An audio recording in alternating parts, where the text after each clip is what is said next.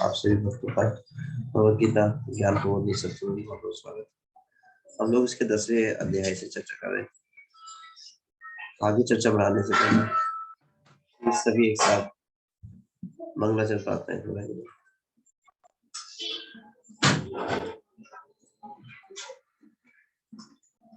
ओम ज्ञानतिमिरान्धस्य ज्ञानाञ्जनशलाकया चक्षुर्मिलितं येन तस्मै श्रीगुरुवे नमः।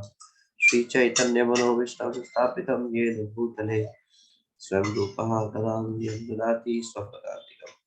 वन्देऽहं श्रीगुरुं शिवदापदकमलं श्रीगुरून् वैष्णवांश्च श्रीरूपं साग्रजातं सहगण रघुनाथान्वितं तं सजीवं साद्वैतं सावधूतं परिजनसहितं कृष्ण चैतन्य देवं श्री राधा कृष्ण पादान् सहगण ललिता श्री विशाखान्विताश्च। हे कृष्ण करुणा सिंधु दीनबन्धु जगत्ते गोपेश गोपिका कांत राधा तप्त कांचन गौरांगी राधे वृंदावनेश्वरी विश्वारोसुते देवी प्रणमामि। वंशाकल्पतरुभ्यश्च कृपा सिन्धुभ्यैव च पतितनां पावनेभ्यो वैष्णवेभ्यो नमः। जय श्री कृष्ण चैतन्य प्रभु नित्यानंद श्री अद्वैत गदाधर श्रीवासादि गौर भक्तवृंद। हरे कृष्णा कृष्णा कृष्णा हरे हरे हरे राम राम राम हरे। धन्यवाद जगत गुरु श्री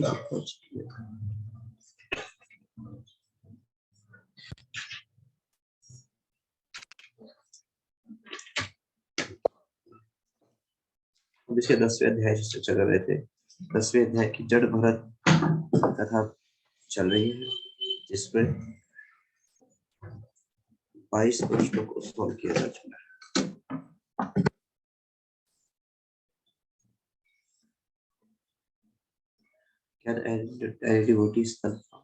कोई बता सकते कहाँ तक प्रश्न हुए?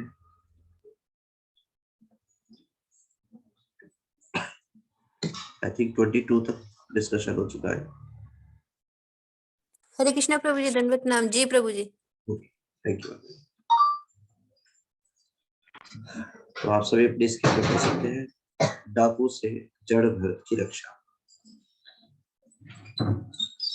डाकुओं ने जड़ भरत को स्नान कराया, उन्हें नए रेशमी परिधान पहनाए और उन्हें आभूषणों व पुष्प मालाओं से अलंकृत किया।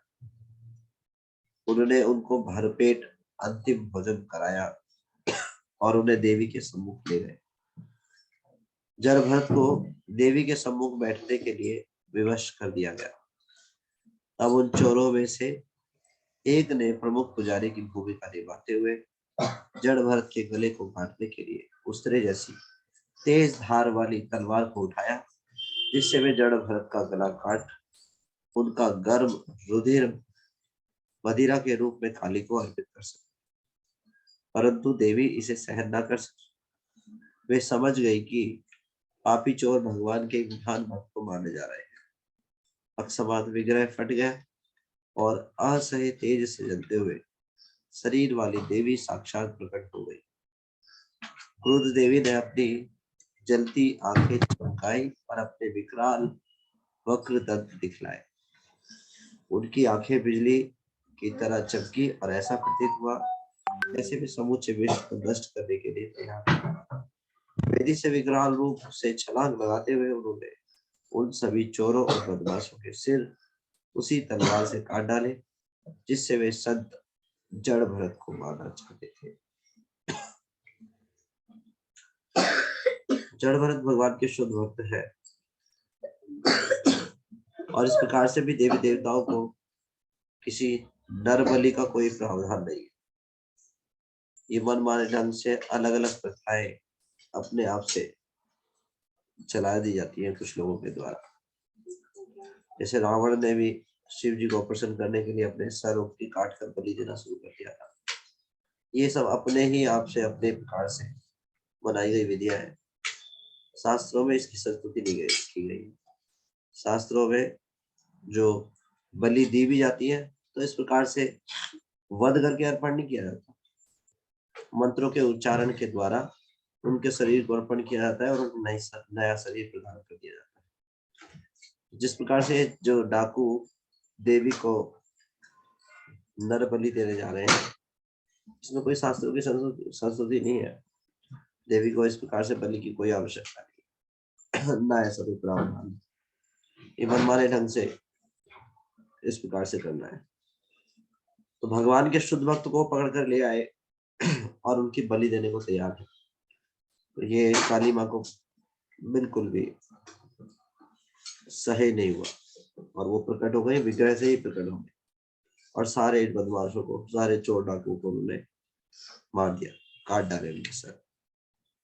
तो यहाँ पर 23वां प्रश्न है, काली द्वारा अपने ही भक्तों के वध के दृष्टांत से आप क्या अनुमान लगाए? What is your opinion? वो लोग तो काली के भक्त थे और काली के जो भक्त हैं, काली माता आकर के उनका ही वध कर रही है, इससे क्या समझते हैं? प्लीज रेज योर हैंड्स, आपको क्या समझ आ रहा है?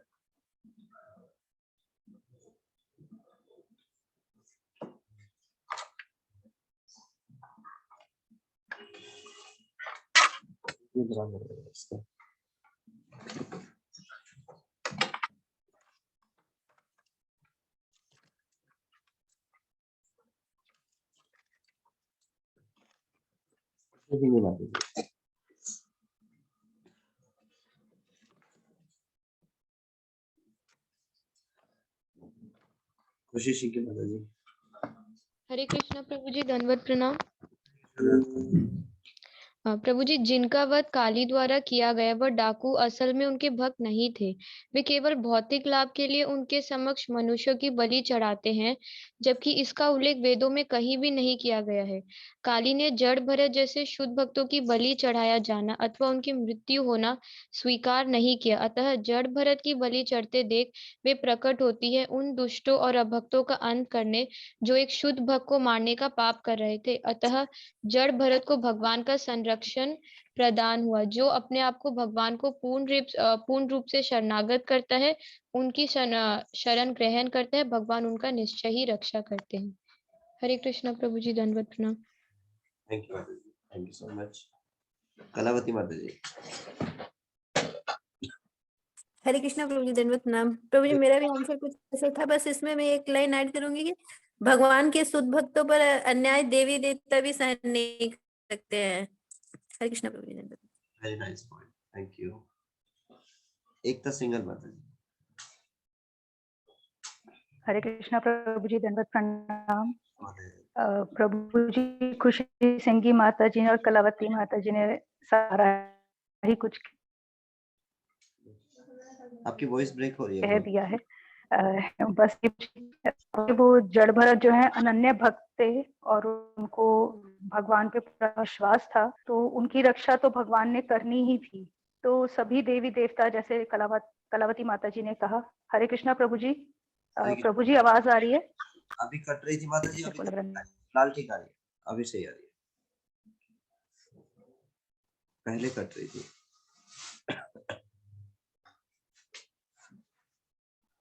हरे कृष्णा प्रभु जी, दंडवत प्रणाम। अभी ठीक आ रही है बस।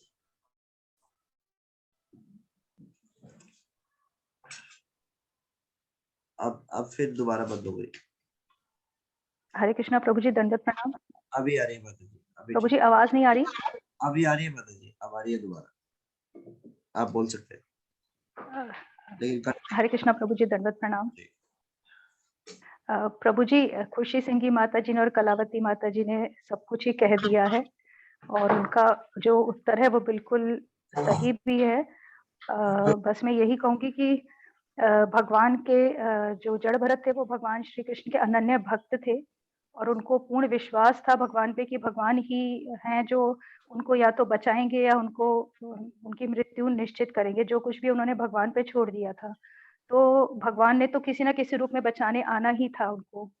तो वो देवी जी के सामने जब वो बलि दे रहे थे, तो देवी जी ये कतई इसको चीज को नहीं स्वीकार कर पाई कि भगवान के अनन्य भक्त को डाकुओं द्वारा ऐसे बलि दी जा रही है, इसलिए उन्होंने उनका वध कर दिया और भगवान के भक्त की रक्षा करी। हरे कृष्णा प्रभु जी। हरे कृष्ण। दंडवत प्रणाम। Thank you so much.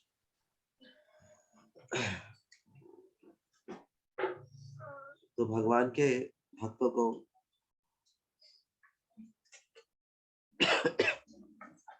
जो देवी देवता है वो भगवान के भक्त है। देवी देवता कोई साधारण चीज नहीं है। और कोई सोचे कि मैं देवी देवता का भक्त हूँ और भगवान के भक्तों को कोई क्षति पहुंचाना चाहे, तो इस प्रकार से वो देवी देवता को प्रसन्न कर लेंगे? नहीं, ऐसा नहीं हो सकता। यहाँ पे काली जी खुद उनकी रक्षा करने आ रही है। जो भरत है, वो भरत महाराज है, जड़ भरत, वो भगवान के अनन्य भक्त है, कंप्लीटली डिपेंडेंट है भगवान के ऊपर। वो देख रहे हैं बिल्कुल ही, वो तो अपनी रक्षा कर ही नहीं रहे, तो काली माता जो खुद उनकी रक्षा करने के लिए प्रकट हो जाती है। तो देवी देवताओं में कोई झगड़ा नहीं है इस बात को लेकर। Who is the supreme personality of Godhead? Krishna is the supreme personality of God, और सभी देव देवता इसको स्वीकार करते हैं, सब इसको मानते हैं और भगवान के देवता, भगवान के भक्तों को पूजनीय मानते हैं। खुद भक्त देवी देवता उनकी रक्षा करते हैं। इसके उदाहरण से पता चलता है, जड़ महाराज के उदाहरण से पता चलता है। तो काली माता इस प्रकार की बलि देने से या इस प्रकार से प्रसन्न नहीं होती। काली माता को प्रसन्न किया जा सकता है भगवान की भक्ति करके, अपने मनगढ़ंत तरीके से उपासना करके काली माता को देवी देवता को प्रसन्न नहीं किया जा सकता। तो भगवान की भक्ति करने से सभी देवी देवता स्वतः ही संतुष्ट रहते हैं। अलग से किसी अन्य देवी देवता को संतुष्ट करने की आवश्यकता नहीं है। चैतन्य लीला में एक भक्त का नाम आता है चंडीदास। चंडीदास जो है वो देवी के उपासक थे, काली माता के उपासक थे, और उनके जो भाई थे वो वैष्णव थे। तो जो चंडीदास थे वो काफी धनवान थे, और जो उनके भाई जो वैष्णव थे वो काफी गरीब थे, बहुत ही गरीब थे वो। तो जो गरीब वैष्णव है वो अपने भाई से मिलने कभी जाते थे चंडीदास के पास। तो एक दिन क्या हुआ, उन्होंने देखा चंडीदास के बगीचे में बहुत सारे पुष्प लगे हुए थे, बहुत सुंदर सुंदर पुष्प थे। तो उनके पास उनकी संपत्ति तो थी नहीं, तो जो गरीब वैष्णव, उन्होंने मन ही में विचार किया कि ये सारे इतने सुंदर पुष्प हैं, ये भगवान को अर्पण होने चाहिए, इस समय भगवान को अर्पण करता हूँ। मन ही मन से उन्होंने सारे पुष्पों को भगवान को अर्पण कर दिया। जो चंडीदास थे वो प्रतिदिन जो है वो क्या करते थे, देवी के उपासक थे, प्रतिदिन अपने बगीचे से फूल को तोड़ करके भगवान को अर्पण करते थे। तो उस दिन क्या हुआ, जब वो वैष्णव चले गए तो उन्होंने प्रतिदिन के नियम के अनुसार सारे पुष्पों को तोड़ा और काली माता के चरणों में अर्पण किया। तो उस दिन बड़ी विशेष बात हुई।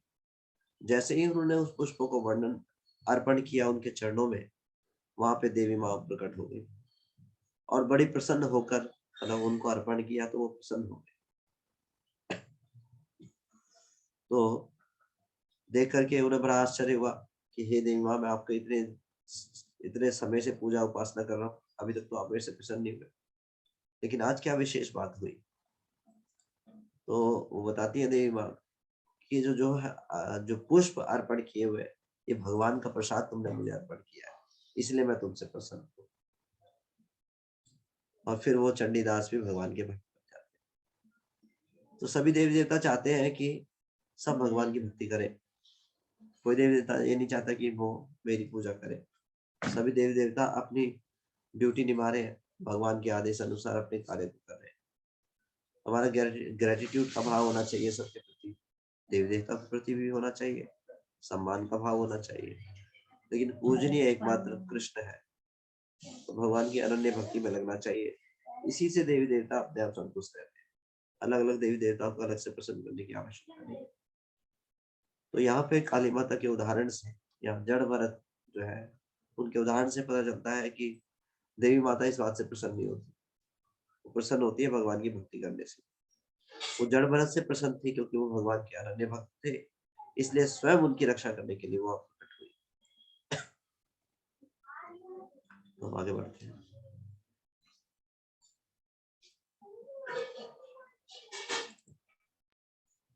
जड़ भरत का राजा रघुगण से सामने।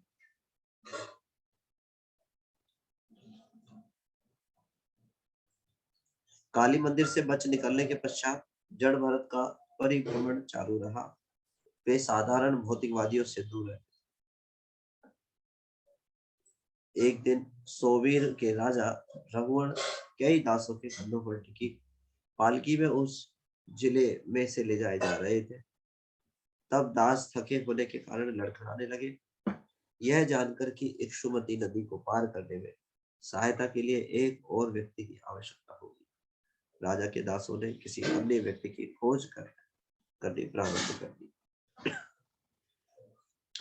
शीघ्र ही उन्होंने जड़ भरत को देखा, जो युवा और बैल की भांति मजबूत होने के कारण उचित व्यक्ति प्रतीत हुआ। तो बहुत ही टॉल साइज था जड़ भरत जी, जो है बहुत ही हड्डी कट्टे थे। जड़ भरत उनके आदेशों का पालन करते हुए सहमत हो गए। चूंकि जड़ भरत सभी प्राणियों को भातृव्रत मानते थे, अतः वे यह कार्य वाली बात ना कर सके। जब वे चलते, वह निश्चित करने को रुक जाते कि कहीं उनके पैर चींटियों पर तो नहीं पड़ रहे। विलंब क्यों हो रहा है, यह जानते हुए राजा रघुगण चिल्लाया, यह क्या हो रहा है? क्या तुम इसे ठीक तरह से नहीं उठा सकते? पालकी इस तरह क्यों हिलडुल रही है? राजा की धमकी भरी आवाज सुनकर भयभीत दासों ने उत्तर दिया, यह अव्यवस्था नए आदमी जड़ भरत के कारण हो रही। राजा ने क्रोध में आकर जड़ भरत को डांटा और कटाक्ष पूर्वक कहा कि वे पालकी को ऐसे ले जा रहे हैं जैसे कि वे अत्यंत दुबले पतले थके हुए बूढ़े व्यक्ति। परंतु जड़ भरत तो अपनी आध्यात्मिक वास्तविकता से परिचित थे। यह जानते थे कि वे शरीर नहीं है, ना तो वे मोटे हैं न पतले, और ना उनका उस शरीर से कोई सरोकार है जो मांस के लोथड़े और हड्डियों से बना है। वे जानते थे कि यंत्र के भीतर बैठे हुए चालक की बात वे सरिस्त सरास्तर आत्मा है। अतः जड़ भरत राजा की कुद्र आलोचना से अप्रभावित रहे। जड़ भरत मौन रहे और पालकी को पूर्ववत ढोते हुए, परंतु राजा अपने क्रोध के को वश में न रख सकने के कारण चिल्लाया, ओ नीच बदमाश, तू यह क्या कर रहा है? क्या तू नहीं जानता मैं तेरा स्वामी हूँ?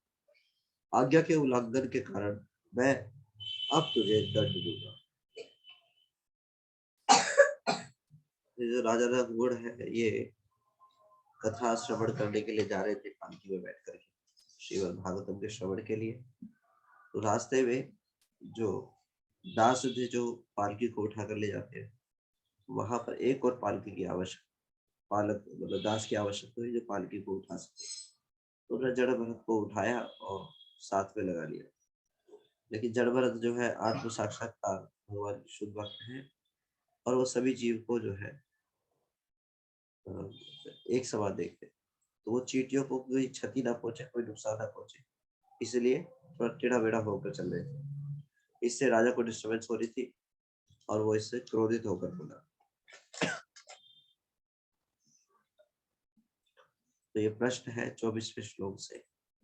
24वां प्रश्न इस प्रकार है, जड़ भरत भारत के कौन से तत्व ज्ञान के कारण वे राजा क्रोध आलोचना से अप्रभावित है?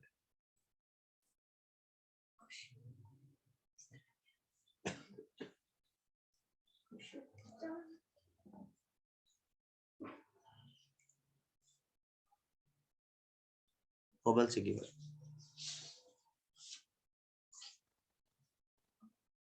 हरे कृष्ण। जड़ भरत अपनी आध्यात्मिक वास्तविकता से परिचित थे। यह जानते थे कि वे शरीर नहीं, न तो वे मोटे हैं न पतले, और न ही उनका उस शरीर से कोई सरोकार है जो मांस के लोथड़े और हड्डियों से बना है। वे जानते थे कि यंत्र के भीतर बैठे हुए चालक की भांति वे शरीरस्थ सनातन आत्मा है। अतः जड़ भरत राजा की क्रुद्ध आलोचना से अप्रभावित रहे। हरे कृष्ण प्रभु जी, दंडवत प्रणाम। और कोई कुछ ऐड करना चाहते हैं?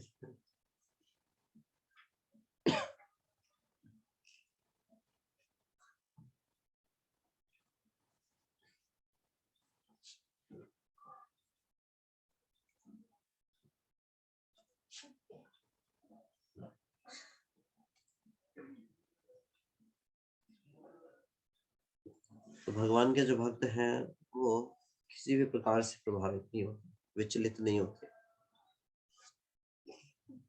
वो जानते हैं कि जो हमारे इस जीवन का लक्ष्य है वो है सत्यतम स्मृतव्य विष्णु, भगवान का हमेशा सदैव चिंतन। तो आलोचना और प्रशंसा दोनों ही भजन में बाधा है। जब आलोचना होती है और उससे विचलित हो जाए और भगवान का स्मरण रुक जाए, ये भी बाधा है। और प्रशंसा हो और उसमें आनंद लेने लगे और भगवान का विस्मरण हो जाए, ये भी बाधा है। प्रशंसा और आलोचना दोनों ही बाधा है। तो भक्त लोग हमेशा सावधान रहते हैं, ना तो आलोचना से प्रभावित होते हैं न प्रशंसा से। दोनों में ही भगवान का विस्मरण हो जाता है। तो ना केवल आलोचना में, प्रशंसा में भी सावधान रहना चाहिए, विचलित नहीं होना चाहिए। जीवन का लक्ष्य है भगवान का स्मरण करना। तो भरत महाराज जो है सदैव भगवान के चिंतन स्मरण में रहते थे, क्योंकि वो पूर्ण आत्म साक्षात्कार थे। वो देह और देही के अंतर को जानते थे। तो जब राजा ने इस प्रकार के शब्दों को बोला कि तुम अत्यंत दुबले पतले या थके हुए बूढ़े व्यक्ति हो, तो एक प्रकार से राजा जो है उनका उपहास उड़ा रहे थे, क्योंकि वो देख रहे थे इतने लंबे चौड़े हट्टे कट्टे हैं, तो एक प्रकार से उपहास उड़ा रहे थे। तो इस निंदा से, आलोचना से जड़ भरत बिल्कुल भी विचलित नहीं हुए। क्यों? क्योंकि वो जानते थे मैं इस शरीर नहीं आत्मा हूँ।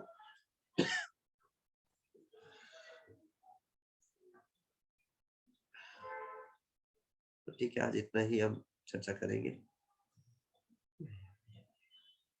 हरे कृष्णा। आज की चर्चा को यही समाप्त करेंगे, बाकी चर्चा करेंगे। आपसे बहुत बहुत धन्यवाद। हरे कृष्णा।